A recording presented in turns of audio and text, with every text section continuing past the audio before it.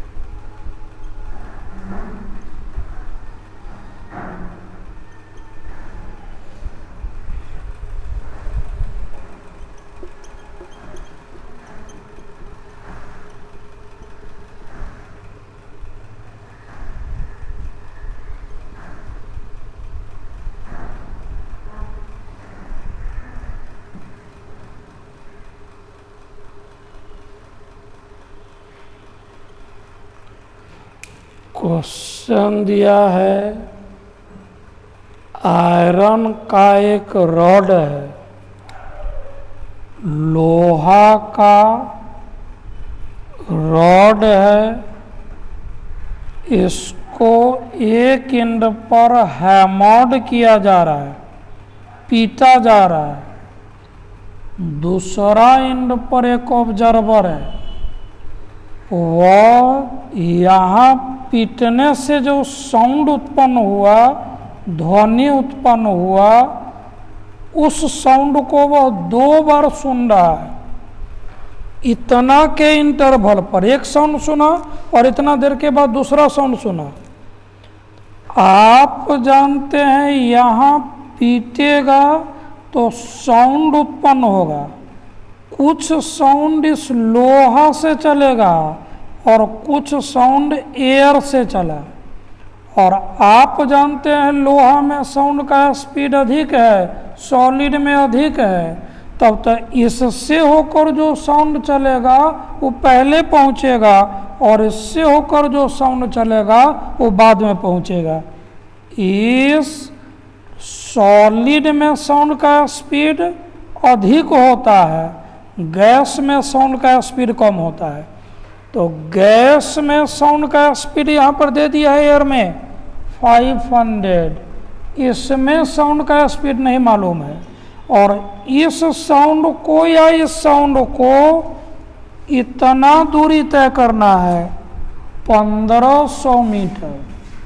तो आप जानते हैं कि इसमें साउंड का स्पीड कम है, बता चुके हैं कि सॉलिड में अधिक है, तो ऐसे साउंड को पहुंचने में ज़्यादा समय लगा।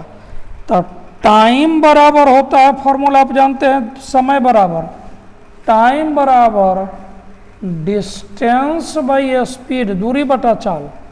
तो गैस से होकर जो टाइम लगेगा वो होगा दूरी 1500 बाई गैस में साउंड का स्पीड, मतलब 1500 बटा 500 मीन्स 3 सेकेंड। 1500 मीटर चलना है, 500 मीटर पर सेकेंड के स्पीड है, 3 सेकेंड लगा। और इस लोहा के रॉड से जो साउंड चला उसको टाइम लगेगा, उसको भी दूरी तय करना है 1500 बाई स्पीड लोहा में जितना है वो। और आप जानते हैं कि इसमें साउंड का स्पीड अधिक है, मतलब ये समय जो भी निकलेगा वो कम होगा, और इसमें साउंड का स्पीड अधिक है तो ये अधिक समय लगाया। और क्वेश्चन में दिया इस दोनों टाइम के बीच का अंतर है 0.5 सेकेंड, मतलब time taken by the gas minus time taken by the solid का वैल्यू है 0.5। अब गैस में लगा 3 minus 1500 by speed of sound in solid 0.5। अब हम लोग VS निकाल लिए कि सॉलिड में साउंड का स्पीड क्या होगा। और आप जानते हैं कि जब हमको सॉलिड में साउंड का स्पीड निकल चुका है कि लोहा में कितना होगा, तो निकालना है हमको लोहा में यंग्स मॉडुलस ऑफ इलास्टिसिटी। तो फॉर्मूला आपको पता है, सॉलिड में साउंड का speed root y by D, squaring करेंगे v² y बाई डी, हमको निकालना है y, तो VS square into D, VS निकल चुका है और डेंसिटी 1000 दिया हुआ है, निकला यंग्स मॉडुलस ऑफ इलास्टिसिटी का वैल्यू आयरन के केस में कितना होगा। आयरन रॉड को स्ट्रक कर रहा है तो साउंड उत्पन्न हुआ स्ट्रक करने से, हैमरिंग करने से, पीटने से। 2 साउंड उत्पन्न हुआ, अलग अलग डायरेक्शन में चला। एक साउंड इस आयरन रॉड से चला और दूसरा इस एयर से चला। आयरन रॉड में साउंड का स्पीड अधिक है, ये तेजी से पहुंचा और ये कुछ समय बाद पहुंचा, तो इस दोनों में जो अंतर है वो 0.5 सेकेंड है। कैलकुलेट कर लिए, VS निकल गया कि सॉलिड में साउंड का स्पीड क्या है, और सॉलिड में साउंड का स्पीड बता चुके हैं इतना होता है, y बराबर निकला कितना होगा।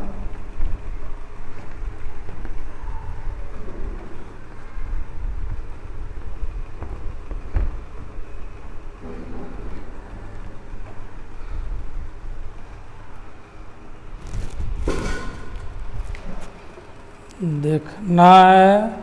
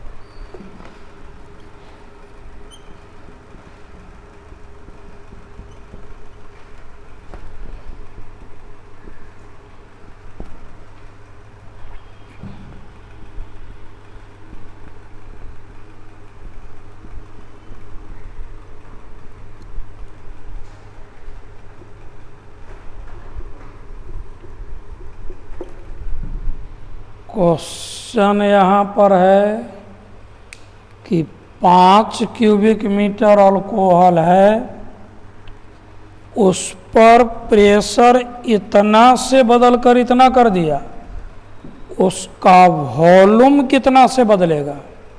तो यहाँ ध्यान देना है, अल्कोहल है, लिक्विड है। ये जो हम लोग फार्मूला यूज करते हैं केमिस्ट्री में, ये गैस के लिए होता है बॉयल्स लॉ, और यहाँ लिक्विड है, इसलिए ये फार्मूला नहीं यूज होगा। अब यहाँ ध्यान देना है क्या फार्मूला यूज होगा। पढ़े हैं कि यह लिक्विड है, और लिक्विड में साउंड का स्पीड का फार्मूला होता है √B/d। डेंसिटी दिया रहेगा अल्कोहल का, कुछ डेंसिटी अल्कोहल का मान लीजिए इतना kg पर क्यूबिक मीटर। तो स्क्वायरिंग किए तो VL स्पीड इन लिक्विड का स्क्वायर बराबर B/d, और आप जानते हैं VL square is equal to bulk modulus का फॉर्मूला पढ़े हैं -del P bulk modulus -del P/del V/V, और D हमको चेंज इन वॉल्यूम निकालना है del V। तो del V का वैल्यू आ गया -del PV by VL square into D। और प्रेशर में कितना चेंज है, तो प्रेशर 100 से 50 घटा है, 50 कम गया तो -50, 100 था 50 हो गया तो -50 प्रेशर में चेंज है। वॉल्यूम पहले से है 5 क्यूबिक मीटर, और speed of sound in liquid दिया है 1000, और डेंसिटी 1.26 इंटू 10⁻³ इसी वैल्यू को यहाँ रख देंगे। इस प्रेशर के चेंजिंग से लिक्विड के वॉल्यूम में कितना चेंजिंग हुआ वो निकल जाएगा। तो निकला -del P के जगह -50 इंटू V के जगह 5 बाई VL के जगह 1000 का होल स्क्वायर, और डेंसिटी 26 इंटू 10⁻³ निकल चुका है कि वॉल्यूम में कितना चेंजिंग हुआ। बताए कि यह लिक्विड है, गैस नहीं है, और ये जो हम लोग वॉल्यूम का फॉर्मूला यूज करते हैं गैस इक्वेशन होता है, यहाँ लिक्विड, इसलिए ये दिमाग नहीं लगाना है। अब स्पीड इन लिक्विड बराबर √B/d, स्क्वायरिंग किए, B का वैल्यू रख दिए, del V change in volume निकल चुका है कि कितना होगा। पढ़े हैं कि साउंड का स्पीड कैसे कैसे वेरिएशन वगैरह होता है। एक टर्म और पढ़ लेना है, इंटेंसिटी ऑफ साउंड। सपोज कीजिए कि साउंड का सोर्स है और उससे चारों ओर साउंड चल रहा है, पॉइंट सोर्स है तब चारों ओर निकलेगा। तो यहाँ पर यदि इंटेंसिटी निकालना है तो यहाँ से एरिया हम लोग मान लेंगे, और प्रति यूनिट एरिया से जितना साउंड एनर्जी प्रति सेकंड क्रॉस करे उसी को हम लोग कहते हैं इंटेंसिटी ऑफ साउंड। तो साउंड के इंटेंसिटी का मतलब है एनर्जी प्रति यूनिट एरिया प्रति सेकंड। मतलब इंटेंसिटी का फॉर्मूला होता है energy per unit area per unit time, और एनर्जी प्रति यूनिट टाइम को हम लोग पावर भी कहते हैं। तो पावर पर यूनिट एरिया को इंटेंसिटी कहेंगे। यदि पॉइंट सोर्स है तो सभी डायरेक्शन में साउंड का प्रोपगेशन होगा। यहाँ यदि हमको निकालना है इंटेंसिटी, तो यहाँ एक सरफेस बनाएंगे। तो पॉइंट सोर्स से सर्टेन दूरी पर, बराबर दूरी पर जब सरफेस बनाइएगा तो स्फेरिकल बनेगा। अब इस सरफेस से प्रति सेकंड जितना एरिया को, जितना एनर्जी क्रॉस करेगा, उसी को यहाँ का इंटेंसिटी कहेंगे। मतलब पॉइंट सोर्स के लिए इंटेंसिटी कहेंगे पावर बाई एरिया। तो ये स्फेरिकल सरफेस है, स्फेयर का एरिया 4πr²। और आप जानते हैं कि जितना एनर्जी पर सेकेंड, यहाँ हर जगह प्रति सेकेंड एनर्जी तो सेम है, तो ये तो कांस्टेंट है। तो आई r² के इन्वर्सली, मतलब दूरी बढ़ेगा तो इंटेंसिटी घटेगा। पॉइंट सोर्स के केस में आई और आर का यही रिलेशन है। तो बताएं कि इंटेंसिटी का क्या फॉर्मूला होता है। Intensity of sound means sound energy crossing पर सेकेंड पर यूनिट एरिया। मतलब इंटेंसिटी होगा एनर्जी प्रति यूनिट एरिया प्रति यूनिट टाइम, और एनर्जी पर यूनिट टाइम तो पावर पर यूनिट एरिया। तो इसी को कहेंगे हम लोग intensity of sound.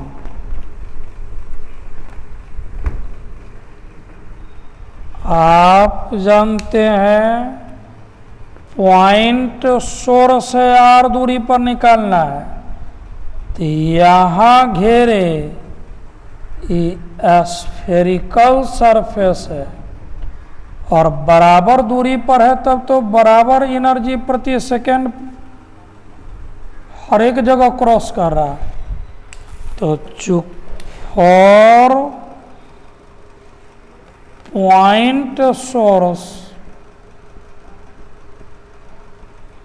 Surface area spherical है, और उस केस में इंटेंसिटी P/A, तब P/A एरिया हो जाएगा 4πr²। और आप जानते हैं for given source, for a given point source, एक गिवन पॉइंट सोर्स के लिए ये सब तो कांस्टेंट है, तो IR² के इन्वर्सली है, डिस्टेंस के स्क्वायर के इन्वर्सली है। और याद रखना है इंटेंसिटी का एक और फॉर्मूला है, ये भी याद रखना है, हाफ रो इंटू भी और ω²A², ये है रो डेंसिटी भी, ω²A² या हाफ रो भी ओमेगा के जगह 2πn होता है उसका स्क्वायर, तो 4π² और A²। तो देख रहे हैं इससे ये कट जाएगा तो 2। तो याद रखना है कि इंटेंसिटी का एक ये भी फॉर्मूला होता है, और इंटेंसिटी n² के डायरेक्टली और एम्पलीट्यूड के स्क्वायर के डायरेक्टली। तो बता दिए कि साउंड के इंटेंसिटी का क्या फॉर्मूला है। हम लोग जिस साउंड को सुन पाते हैं उसका फ्रीक्वेंसी बता दिए थे, ऑडिएबल साउंड 20 से 20,000 हर्ज, ये हो गया फ्रीक्वेंसी। लेकिन जिस साउंड को हम लोग सुन पाते हैं उसका इंटेंसिटी का रेंज है 10⁻⁻12 वाट पर मीटर स्क्वायर से 1 वाट पर मीटर स्क्वायर। ये है हम लोग जिस साउंड को सुनते हैं उसके फ्रीक्वेंसी का रेंज और ये है उसके इंटेंसिटी का रेंज। याद रखना है, ये नहीं कि साउंड के इंटेंसिटी, ऑडिएबल साउंड के, जिस साउंड को आप सुन रहे हैं उसका यदि फ्रीक्वेंसी का रेंज पूछे तब ये, इंटेंसिटी का रेंज तो हम लोग भूल कर देते हैं 20 से 20,000 हर्ट्ज। 20 से 20,000 ये फ्रीक्वेंसी रेंज है, इंटेंसिटी का रेंज है 10⁻⁻12 से 1 watt per metre square.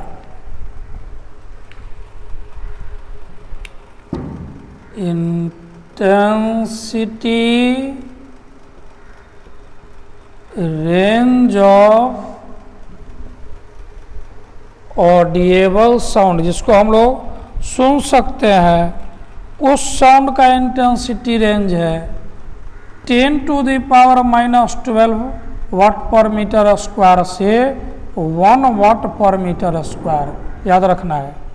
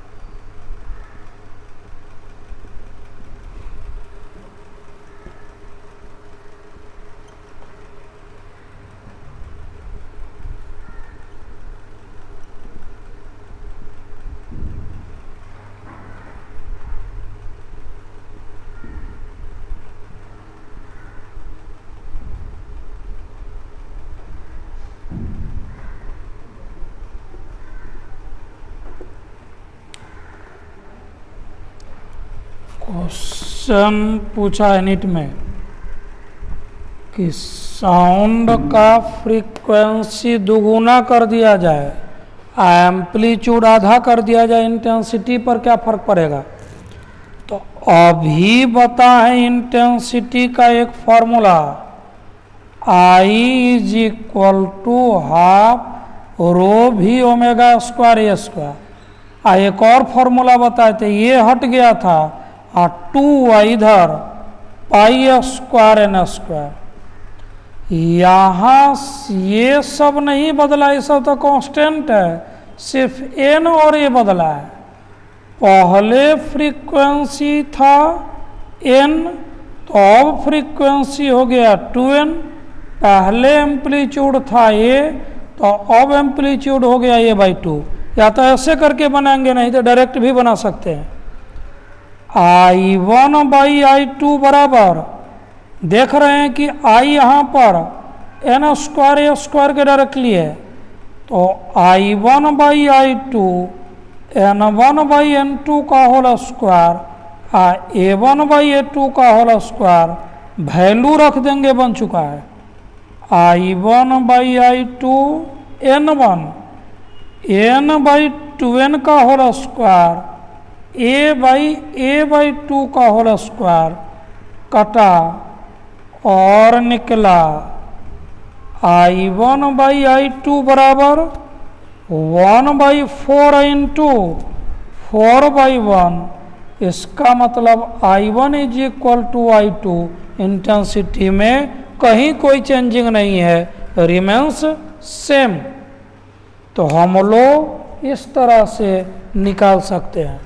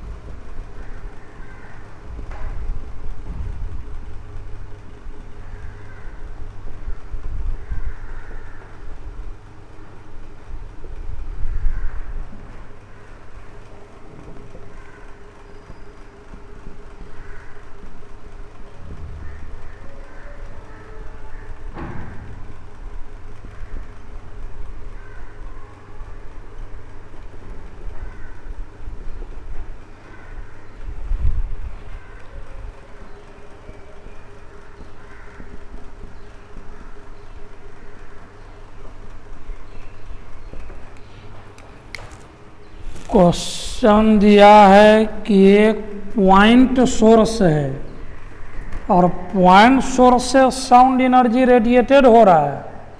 Sound energy के रेडिएशन का रेट है पाई वॉट, मतलब ये एनर्जी पर यूनिट टाइम हुआ। तो सोर्स से जितना एनर्जी पर यूनिट टाइम निकलेगा जिसको पावर कहते हैं वो पाई है। और 10 मीटर के डिस्टेंस पर इंटेंसिटी कैलकुलेट करना है।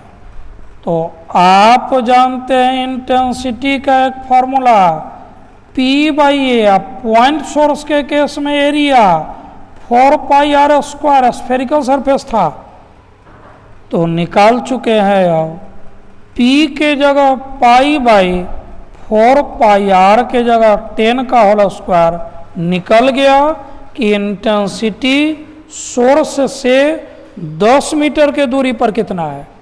क्वेश्चन में पावर दे दिया है, साउंड रिलीज किस पावर से हो रहा है, दूरी दिया है कितना दूरी पर इंटेंसिटी निकालना है, और I बराबर P by 4 pi R square. अब P का वैल्यू रख दिए, 4 पाई आर का वैल्यू कैलकुलेट कर लेना है इंटेंसिटी कितना होगा।